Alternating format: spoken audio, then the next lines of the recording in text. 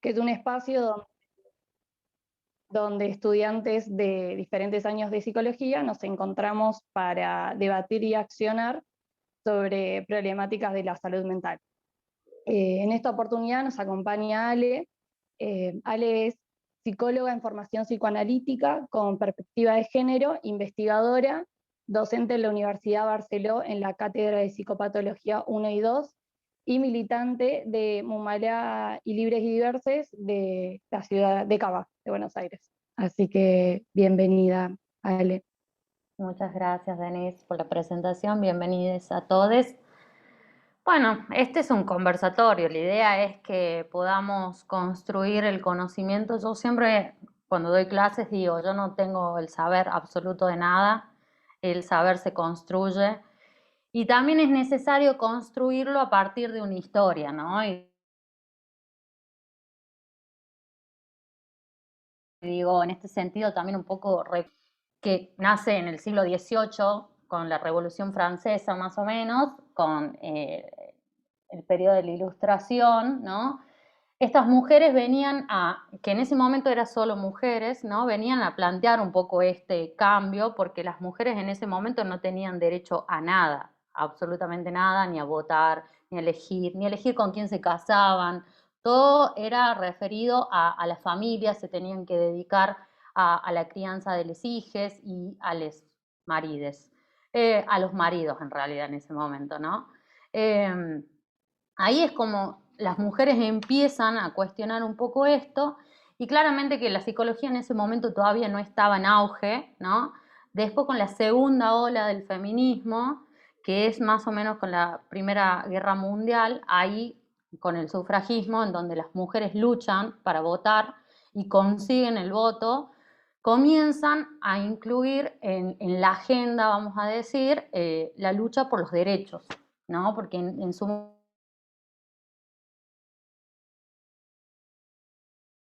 momento era más una lucha de pensamiento, no tenían derecho ni siquiera a eso. Y después comienzan a incluirse.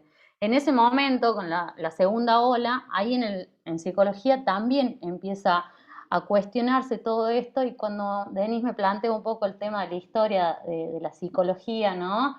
Me pongo a ver, porque yo tenía también como ella, la parte de Freud, en donde obviamente que esto ya viene con la tercera ola, en donde instala a la mujer como objeto de estudio, ¿no? A las feminidades. Eh, y cuando empiezo a ver un poco de historia de la psicología de las mujeres, me doy con que en un primer momento APA, que es la Asociación de Psicólogos de América, eh, planteaba que solo podía tomar hombres como docentes y como psicólogos y que no dejaban incluir a ningún tipo de mujer y menos todavía si eran esposas de algún docente en la cátedra. Estas mujeres empiezan a militar un poco eso, ¿no? Y empiezan a tratar de incluirse en estos espacios públicos y privados también y comienzan a dejarlas a un lado, ¿no? Y empiezan a luchar un poco con esto. Y ahí es cuando se plantea un poco esta inclusión de las mujeres en la psicología con la tercera ola recién del feminismo, en donde recién ahí APA permite crear una asociación de 8 mujeres solamente, en donde podían investigar en relación a lo femenino. Pero vamos a decir que justamente esto que instala un poco Freud, Lacan también, ¿no? En tema de la relación de la psicología, porque ahí nace el psicoanálisis, nace más, se pone en auge la psicología, que es que patologizaban a la mujer. ¿Por qué? Porque la mujer, después de la Segunda Guerra Mundial, ¿no? que ya los hombres vuelven a los hogares, las mujeres se tenían que quedar en la casa. Y el capitalismo comienza a levantarse y muestra a las mujeres como felices, ¿no? Digo, mostraban muchas propagandas como la mujer toda arreglada, toda hermosa, ¿no? Toda femenina, limpiando. Tenían que estar felices. Pero ahí aparece Simone de Beauvoir que dice, habla del segundo sexo, ¿no? Y plantea de que la mujer no nace sino se hace y que tiene que ver con estos estereotipos de género. En estas preguntas que nosotros hacemos a las niñas, por ejemplo, ¿tenés novia? ¿No? ¿Ya tenés noviecita? O que a las niñas que les regalan una escoba o les regalaban un bebote, ¿no? Ya se va instalando esa cuestión de género y esa diferenciación bien marcada, porque ahí es donde empezamos a implementar la diferencia de los géneros, de los sexos. Y nosotros, como psicólogos, tenemos que cuestionar eso, porque nosotros seguimos reproduciendo el binarismo que habla de los dos sexos nada más, ¿no? Hombre, mujer. Pero ¿qué pasa cuando viene alguien que tiene pene o tiene vulva y se define de otra manera, ¿no? Ahí es donde todos los médicos empiezan a cuestionar y a decir, no, pará. Me acuerdo que veía una charla de Diana Mafia en donde hablaba, y muy importante, hablaba de que en un primer momento medían las vulvas de las nenas cuando nacían y tenían que medir hasta un determinado centímetro.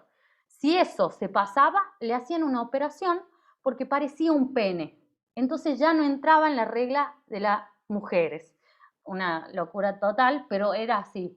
Y si era un pene muy chico, o sea, menos de 10 centímetros, quería decir que podía ser mujer, entonces le extirpaban a veces hasta el pene. Y lo hacían de alguna manera, le convertían el sexo a mujer, ¿no?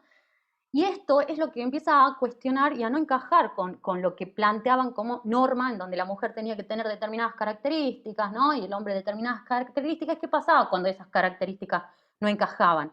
Y ahí es donde se produce también mucho el tema de patologizar a las identidades, ¿no? Porque la mujer, mucho en las casas, por ejemplo, con la tercera ola del feminismo, yo veía que las psicólogas hablaban de que ellas militaban esto, pero que a la vez era mucho el cansancio que tenían porque tenían que seguir estudiando, tenían que seguir militando y a la vez tenían que seguir manteniendo el hogar en orden, ¿no? Entonces, esa ansiedad, ese estrés se comenzó a tomar partícipe y los psiquiatras, obviamente, mercado amigo, empezaron a medicar a todos, a todas en especial, y a marcarles un diagnóstico. Hoy en día, más del 70% de las mujeres está con diagnóstico y toma psicofármacos. Más del 70%. Si hablamos de comparación entre géneros, la mujer está totalmente patologizada. Hoy me pasó, cuento que siempre mando llegar a Buenos Aires, me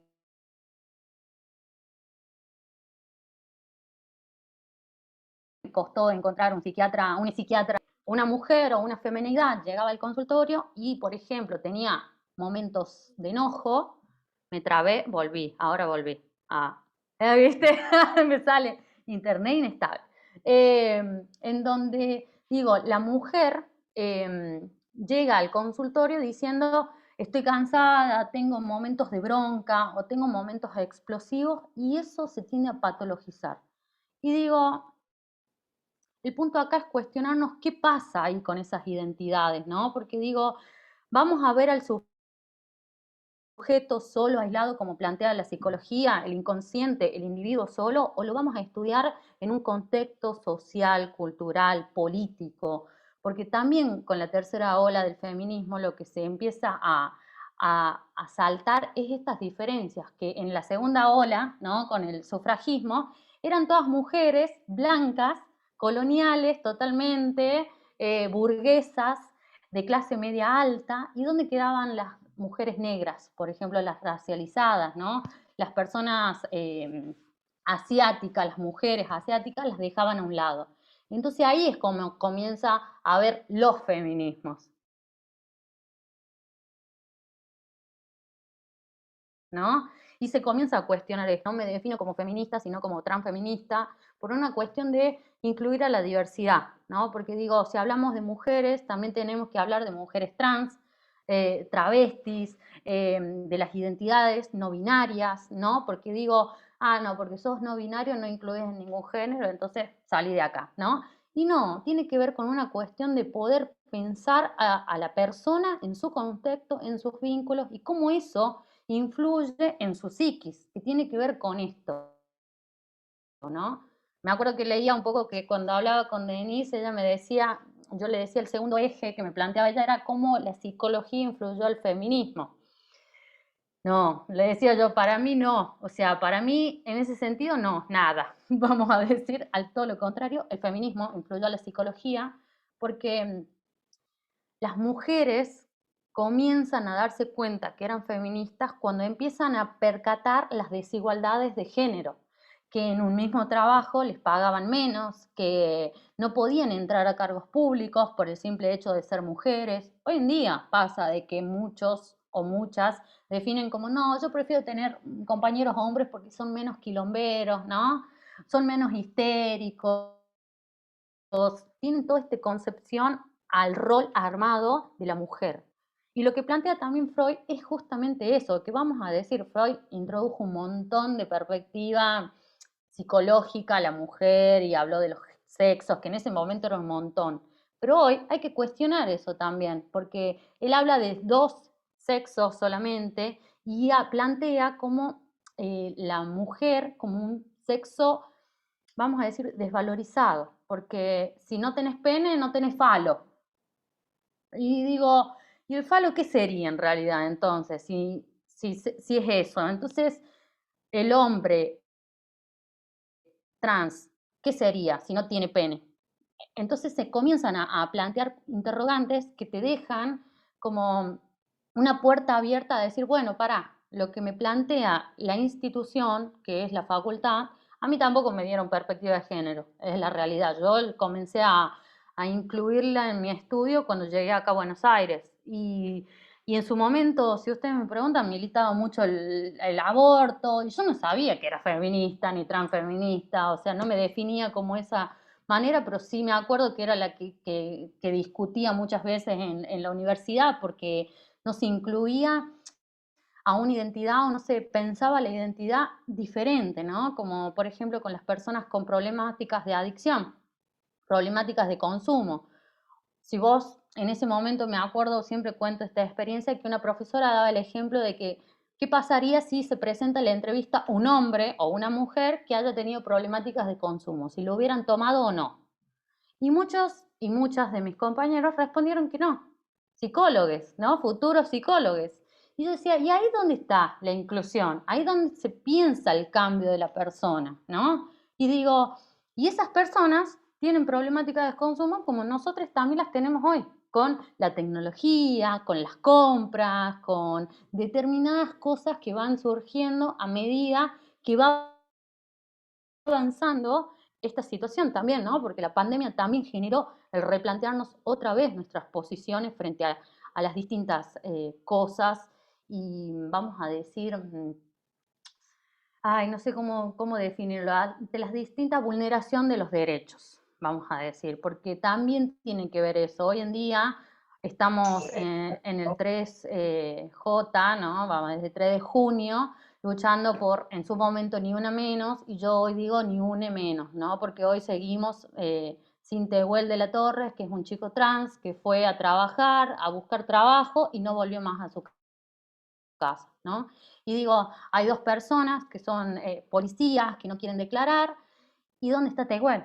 ¿No? Y vamos a decir, no, el feminismo va a dejar de lado esa parte, no, no tenemos que luchar con ellos. Y no, ¿cómo no? Digo, ahí es donde se plantea la incógnita, ¿no? De qué postura vamos a tomar ante eso.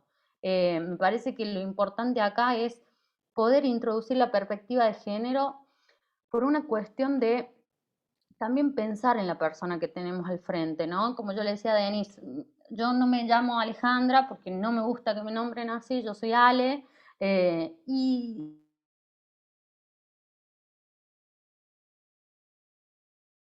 también tiene una cuestión de identidad. No, digo, la persona hetero no va y no se presenta con la familia diciendo, bueno, yo soy hetero, ¿no? No. En cambio, las personas bisexuales, los gays, tienen que ir a decirle a la familia, mira mamá o papá, soy gay, ¿no? Y es como una salida del closet en algún sentido, pero a las personas hetero, a la heteronorma, ¿no? Tiene esta cuestión de marcar a todos por igual.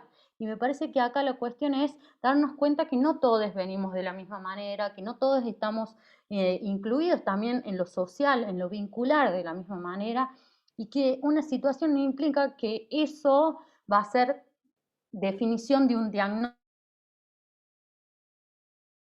que etiquete esa persona. Hoy en día, más del 60% de las niñas y adolescentes tienen un diagnóstico como TGD, autismo, etcétera, por esta cuestión de tratar de incluir a todos en la misma forma de aprender, vamos a decir. Por eso es que también se plantea un poco esta pregunta hacia cómo aprendemos, cómo enseñamos, cómo escuchamos también, porque si nosotros pretendemos escuchar a todos de la misma forma, me parece que ahí está el error, en el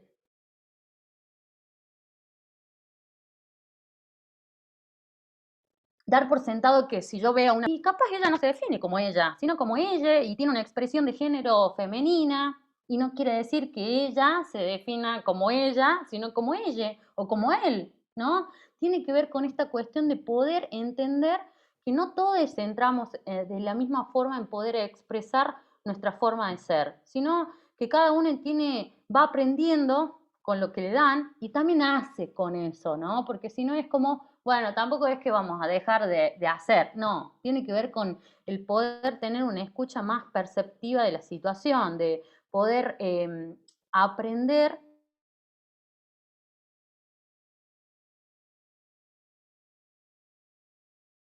a tener una escucha empática como la ley Micaela, en donde plantea, y ahí se me cortó el internet y ahí volví, exacto, digo que la ley Micaela, ¿no?, viene a hablar de la perspectiva de género, de la capacitación de los profesionales que integran la parte pública y vamos a decir también la privada, incluir la perspectiva de género.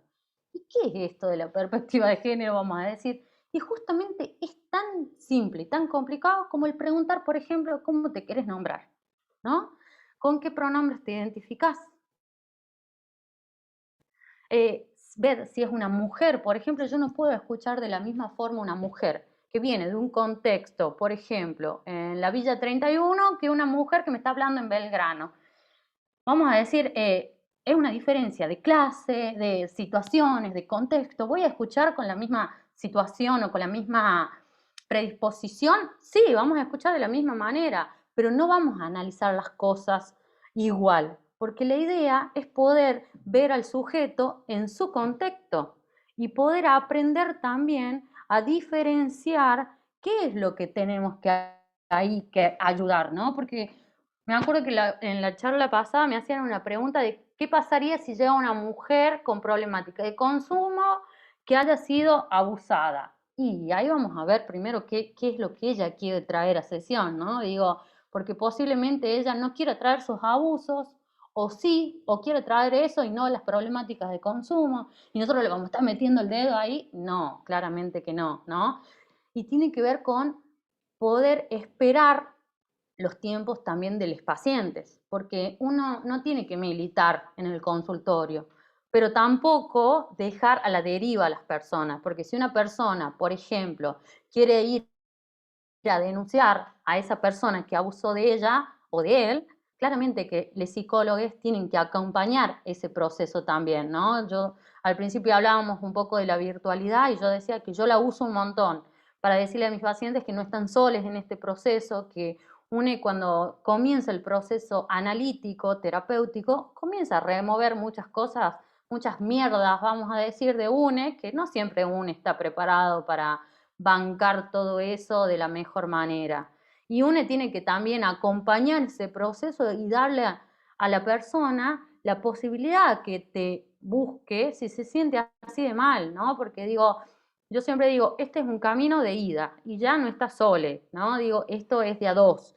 Así como vos elegís que yo sea tu psicólogo, yo elijo a mis pacientes también, porque es un proceso que se tiene que acompañar y no dejar como, bueno, llegó la hora, listo, nos vemos, cierro el cuadernito, no te veo más, no, no, digo, tiene que haber ahí una escucha empática en todo el proceso, porque esa psiquis se construye en otra familia, en otra institución, en un barrio, en una provincia, ¿no? No es lo mismo, por ejemplo, yo que vengo de La Rioja, tengo otra forma de pensar también, como ustedes que son de La Plata, como determinadas personas, tenemos que evaluar el contexto en el cual se encuentra la persona, porque no es lo mismo vivir en Buenos Aires, por ejemplo, hoy en día, y ser una NN, que haber vivido en La Rioja, que en La Rioja me conocía la mitad de La Rioja, porque La Rioja es así de chiquito, entonces es distinto, ¿no? Entonces uno tiene que ir evaluando las distintas cosas que van pasando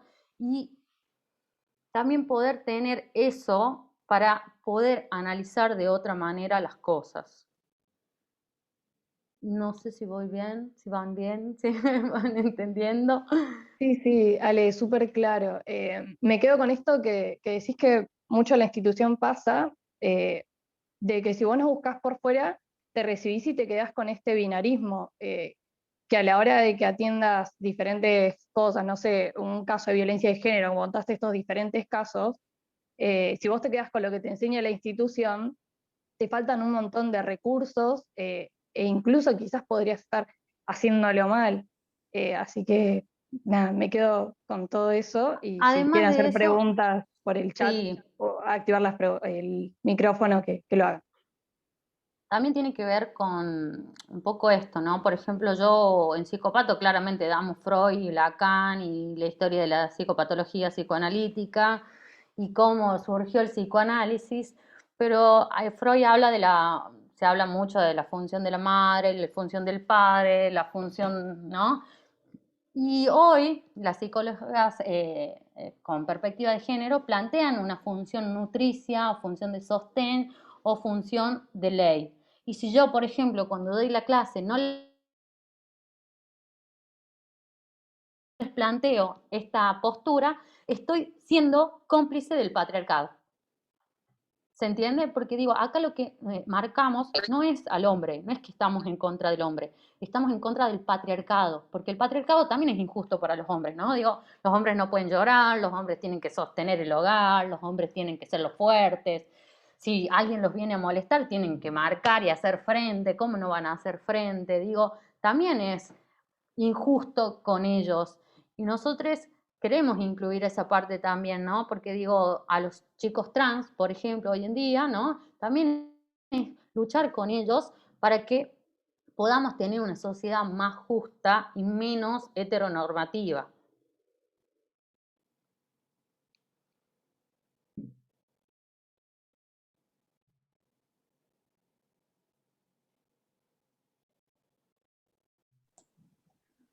Me Sí, parece ahí está re... eso. Si querían Ah, hacer preguntas. no, a mí me quedaban un montón de cosas en la cabeza, es como de repente se me explotó la cabeza.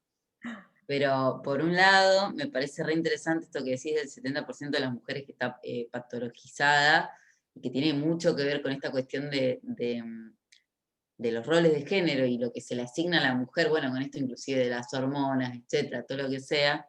Y me hacía acordar a cuando se menciona lo de esta idea del problema que no tiene nombre, Mm. que Betty Friedan decía, que en realidad esto de una insatisfacción que tenían las mujeres yanquis en los 50, 60, que en realidad estaba todo bien, tenían todo bien, y que en realidad era esta cosa de, bueno, estaban angustiadas, estaban mal, etcétera, y era por la reclusión en la casa que tenían, por, bueno, todo lo que es la división sexual del trabajo, y cómo de repente en realidad pasa que termina patologizándose, y qué sé yo porque ahora estuve muy emocionada viendo Mad Men, pero hay un personaje en Mad Men que se llama Betty inclusive, que ella, es claro el problema de ella, de que en realidad está resignada a vivir en una casa de familia mientras el marido trabaja, qué sé yo, etcétera, y vas viendo cómo de repente, bueno, va al psicólogo, todo, porque está esa insatisfacción que termina buscándola, no les voy a spoilear,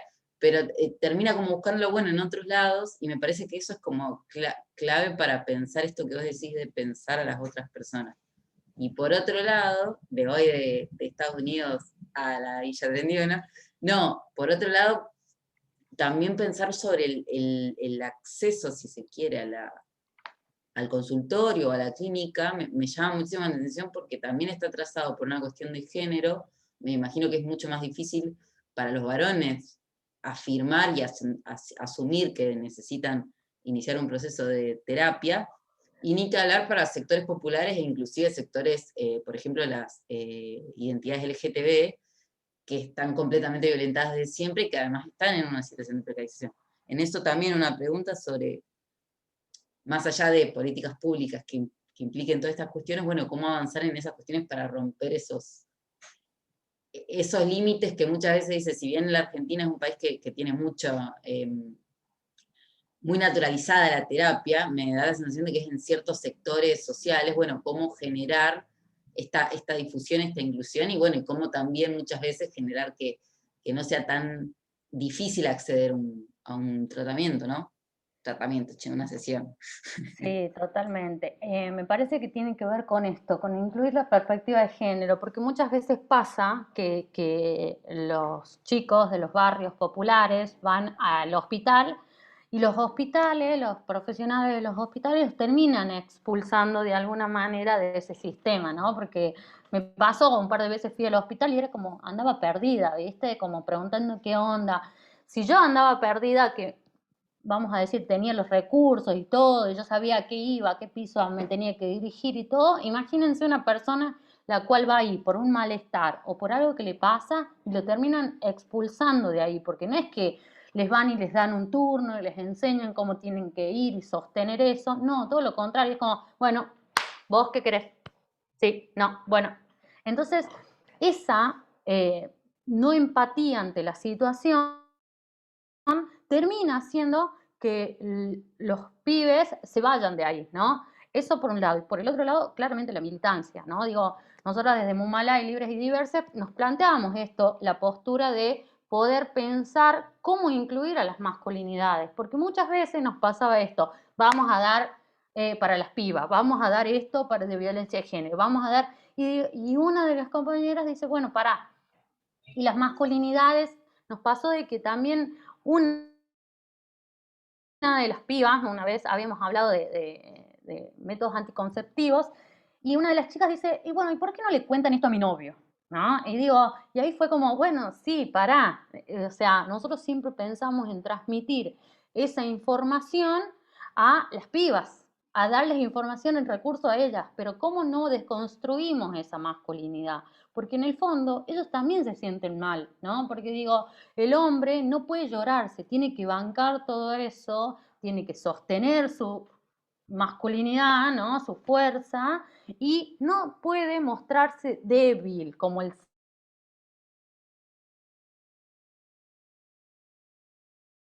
sexo débil, ¿no? Y esto involucra, no le estamos dando información. Yo me acuerdo que ayer estaba cursando una diplomatura que la está haciendo la Universidad de La Plata con la de acá de provincia, y hablaban de esto, ¿no? De que las personas pueden elegir cuando tienen información. Porque justamente cuando el Estado o cuando nosotros no les damos información es porque queremos personas no pensantes, ¿no? Digo, cuando uno le puede transmitir determinados recursos, la persona puede discernir y puede elegir. ¿Viste? Cuando uno dice, decime para que yo elija. Bueno, tiene que ver con esto, con el transmitir determinadas herramientas para que esa persona también pueda elegir. Puede elegir, ah, no, para, no le voy a pegar a mi novia porque eso es violencia de género, ¿se entiende? Pero hay veces que claramente esto no lo saben, porque viene de generación en generación y nadie lo cuestiona, nadie lo enseña de otra manera. Entonces tiene que ver también con eso, con cómo nosotros llegamos a esa parte de la población, porque siempre pensamos, y las primeras marchas, me acuerdo que era, no pueden ir los hombres, ¿no? Bueno, sí, claramente que no pueden ir los hombres, pero ¿qué hacen ellos en su lugar? ¿O qué hacemos con ellos? ¿No? Hay que transmitirle la información también necesaria y más que nada, con relación a tu pregunta, a los barrios populares, porque ellos no tienen la información y no pueden elegir otra cosa porque hay algo ya instituido que los hace seguir de esa manera, ¿no? No hay nadie que les introduzca otra cosa. Me acuerdo que las primeras veces que íbamos a los barrios todas eran mujeres, ¿no? Todas nos atendían todas mujeres. Y entonces fue como, bueno, pará, ¿cómo llamamos a ellos a que se interesen en estas temáticas, en nuestros talleres, para poder llegar a ellos también? Porque las mujeres decían, bueno, yo eso ya lo sé. ¿Cómo se lo explico a él que se tiene que cuidar? ¿Cómo le digo a él que no podemos tener relaciones sin un preservativo? ¿Se entiende? Y tiene que ver con eso, con la falta de información, con que nosotros no podemos dejar de lado esa parte de la población, porque si no los terminamos expulsando del sistema, nuevamente nosotros. ¿Se entiende?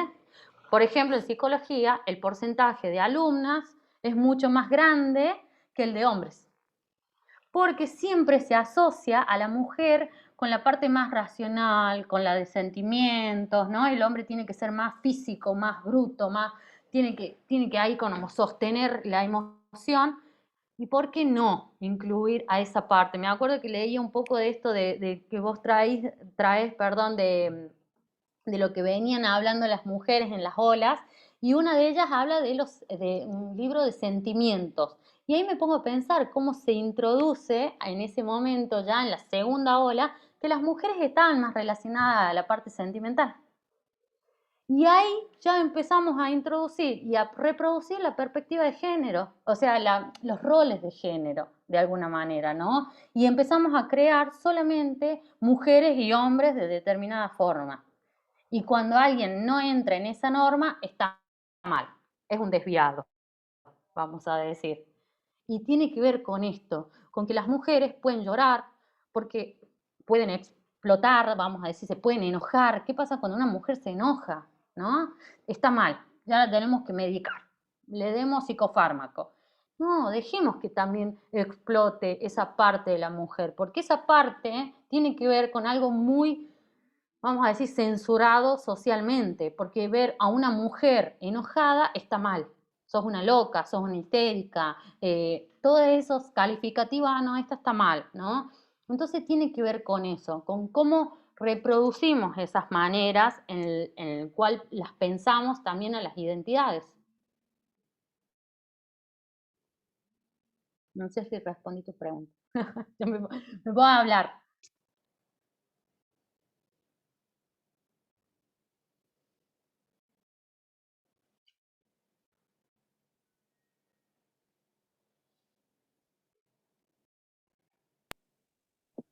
Sobre el hecho de,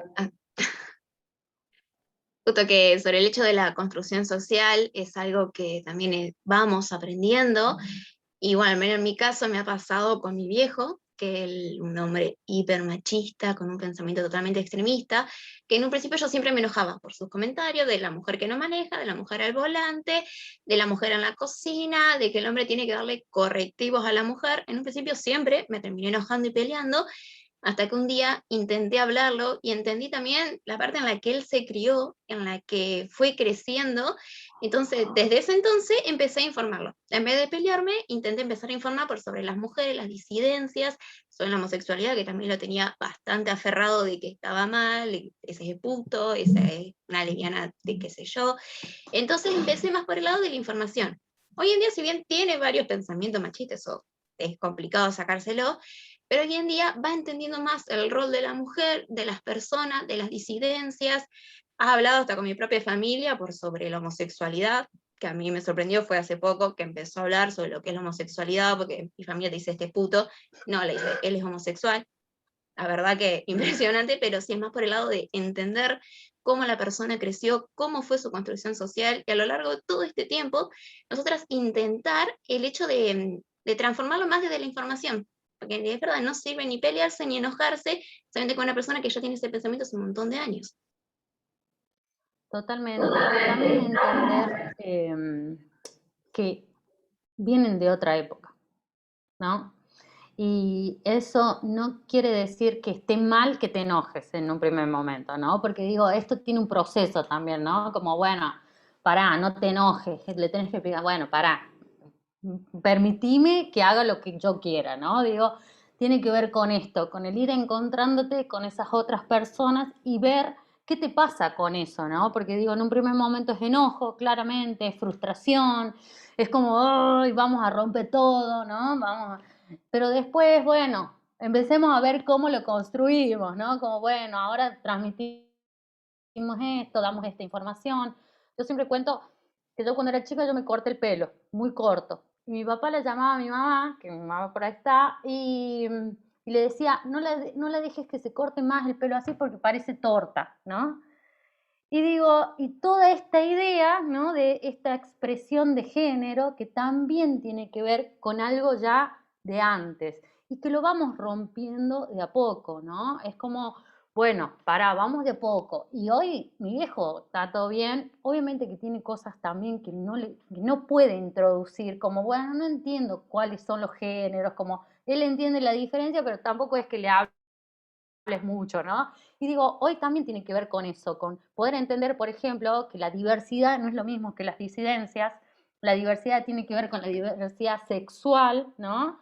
Y la disidencia es lo que está por fuera de la norma, de lo establecido, ¿no? Como serían los pueblos más originarios, por ejemplo, que para mí el feminismo, ¿por qué lo cuestiono ahí el concepto y a la manera de nombrarme de esta manera? Porque también tiene que ver con algo colonial, porque viene justamente de la época francesa, ¿no? De la Revolución Francesa, de esa época en donde nos invaden. Justamente hoy veía un video, porque tenía que ver para historia, para estudiar un poco, y veía esto de cuando nos invaden, cómo Colón, ¿no?, saca a los indios para hacerlos esclavos y termina haciendo una toma de nuestras tierras y también de nuestro lenguaje. Ayer había una mujer mapuche que hablaba en idioma mapuche y yo dije, no entiendo nada, y ella transmitía que la mayoría de las veces que dan información, por ejemplo, del coronavirus, lo hacen en español,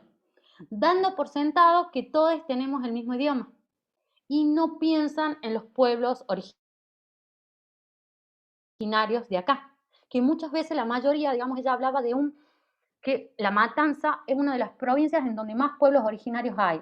Ella decía, por ejemplo, daba un ejemplo de que había 1 millón de personas en La Matanza, bueno, no sé, más de la mitad de la población era de pueblos originarios. Yo me quedé sorprendida, la verdad. Y ella hablaba de esto, de que ellos no pueden acceder a la información en su totalidad porque dan por sentado el idioma que todos hablan en español. Y ahí me di cuenta que tenía que ver con esto, con la falta de información. Y que la mayoría de las personas en los pueblos originarios tienen hoy coronavirus. ¿Por qué? Porque no se pudieron cuidar como las personas le transmiten, porque no tienen esa información, porque no pueden acceder a la información, porque no saben nuestro idioma. Y es una locura decir eso, pero es una realidad y hoy está pasando eso, por ejemplo. Entonces ahí es poder transmitir esta información, ¿no? Digo, como el tema del lenguaje de señas también, como también ella hablaba de que hay muchos, sociedades gitanas que tienen otro tipo de idioma también y que eso también hay que aprenderlo, porque si no, a esa parte de la cultura tampoco llega.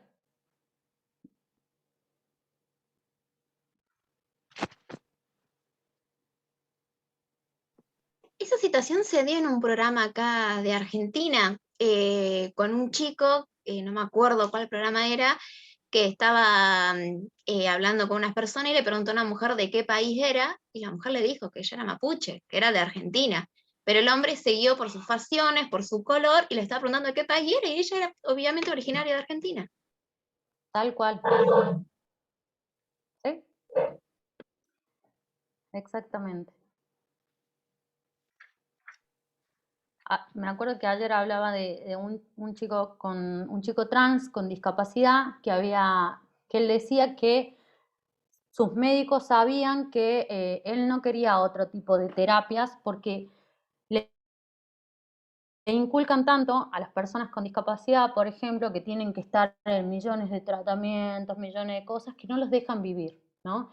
Y él decía, esta falta de información que no me daban, ¿no? Porque me podían decir, podés vivir hasta esta determinada edad, y yo elegir. Yo lo tuve que averiguar, yo lo tuve que construir, porque no es que ven personas pensantes, sino solo cuerpos, aislados, ¿no? Los médicos el modelo médico hegemónico sigue estando hoy presente, ¿no? Digo, tiene que ver con eso también.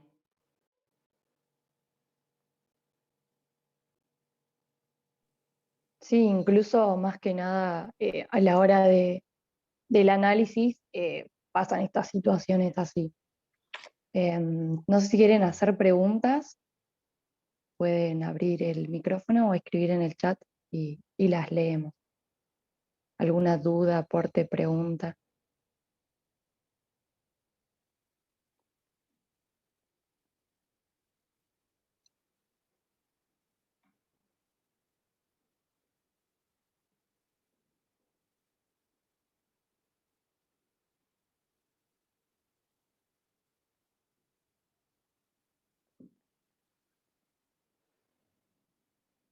Si no, bueno, continuamos. Una de las preguntas que yo tenía, más allá de todas estas herramientas que nos decía, nosotros como futuros psicólogos, a la hora de recibirnos, con todas estas herramientas contamos que nos nombrás para aplicar la perspectiva de género, o si bien existen, ahora por ahí, no sé, no estoy informada al respecto, corrientes actuales nuevas, así como de psicología feminista, no sé, se me ocurre que escuchás y nombrar que puede existir como un psicoanálisis feminista, no sé si existe cualquier otra o se puede aplicar a cualquier psicología la perspectiva de género solo con estas herramientas de cuestionarnos y no caer en el binarismo. No sé si fui Totalmente. clara. Sí, fuiste clara. Para mí tiene que ver con introducir la perspectiva de género en tu práctica, ¿no? Ya seas psicólogo, ya seas médico, ya seas administrativo, administrativa, o sea, poder introducir esa perspectiva para poder integrar a esa parte de la población que está totalmente vulnerada, ¿se entiende? Porque no es que hay un psicoanálisis feminista, se define como psicóloga, psicólogo, psicóloga con perspectiva de género. La orientación viene después, digo, si es cognitiva, si es psicoanalítica, si es sistémica, tiene que ver más con el poder estudiar cuál es la diferencia del sexo del género, cuáles son los géneros que hoy integran, cuál es la diversidad sexual, qué integra eso, ¿no? Y el poder entender cómo una persona se puede nombrar de una manera o puede tener una expresión de género de determinada manera, pero no se nombra de la misma forma. Y también entender eso, ¿no? Porque muchas veces es como que las cabezas se nos hace, ¿no? Me acuerdo que un compañero de Libres y Diversos decía, bueno, yo le tenía que explicar a mi familia que era de determinado género y no entendían, digamos, tuve que empezar desde cero. Falta de información en todas las personas tiene que ver con la falta de perspectiva en la práctica profesional de todas las personas, porque también las instituciones son heteronormativas. La mayoría de los profesionales, de los docentes, dan autores hombres. Digo, no es que en psicología te dan Deborah Tager, por ejemplo, ¿no? Que es una psicóloga que hoy plantea mucho el psicoanálisis con perspectiva de género. No, te dan Freud y Lacan, ¿no? Te dan Winnicott, te dan... Y tiene que ver con esto. Veía, cuando leía la información, era que en un primer momento, en la parte de la psicología, solo podían llevar hombres, autores hombres, ¿no? Digo, y no podían traer mujeres porque estaba mal, los sacaban, ¿no? Y tenía que ver con esta exclusión que nosotras también lo tenemos que incluir en la cotidianidad. Porque si nosotros, por ejemplo, hablamos de cantantes hombres más que de mujeres, ya ahí ya hay una diferencia clara del género, ¿no?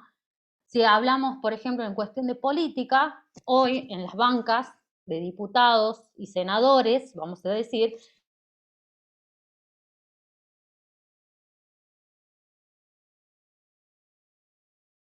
el mayor porcentaje es hombres, ¿no? Y violencia de género, porque ahí esas bancas también las podrían estar integrando mujeres o personas de la diversidad.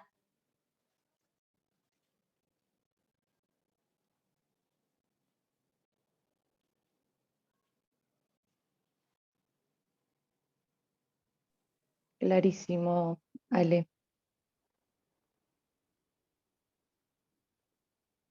Si tiene alguna pregunta, la leemos.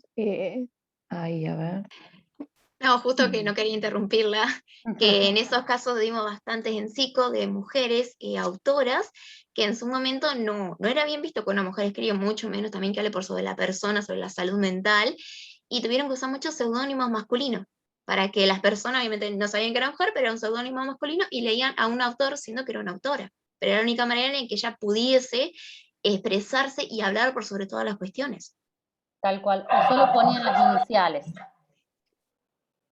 para que no las diferencien.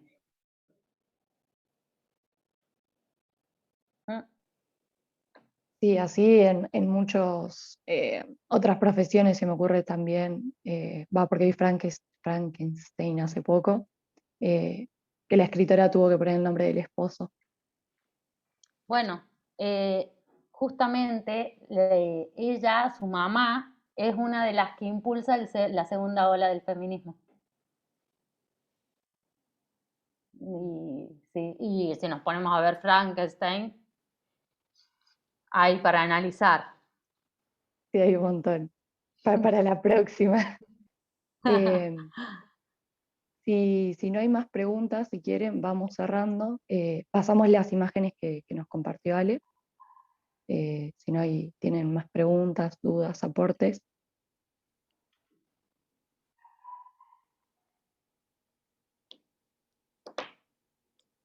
Ahí se ven.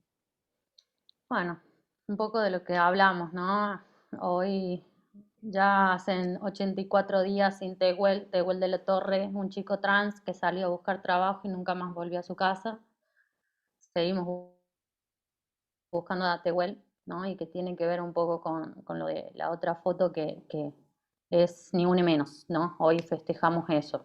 Festejamos, luchamos y festejamos, digo, porque hoy podemos decir que tenemos aborto legal, seguro y gratuito también, ¿no? Y eso es un festejo al feminismo, al transfeminismo, pero también seguimos luchando por esta violencia de género, porque no desaparezca ninguna más.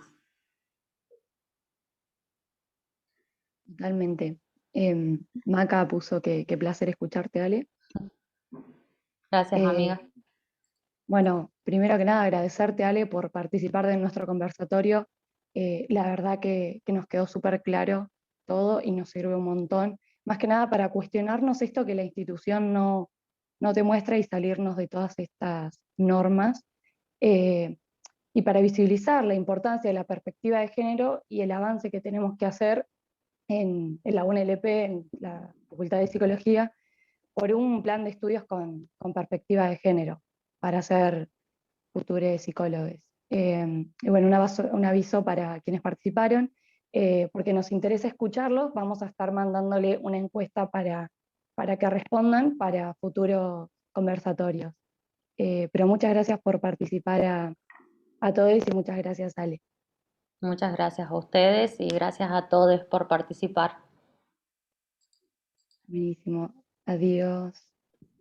Adiós, Chau, muchas chau. gracias.